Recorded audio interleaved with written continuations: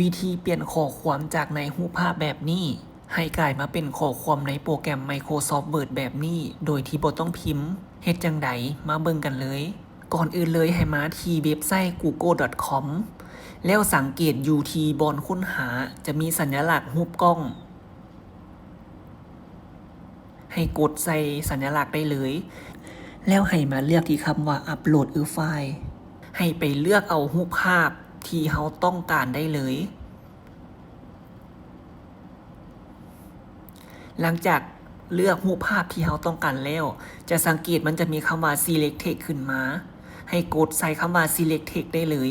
แล้วข้อความจะถูกไฮไลท์สีฟ้าแบบนี้แล้วให้กดที่คำว่า copy แล้วหลังจากนั้นให้มาที่โปรแกรม Microsoft Word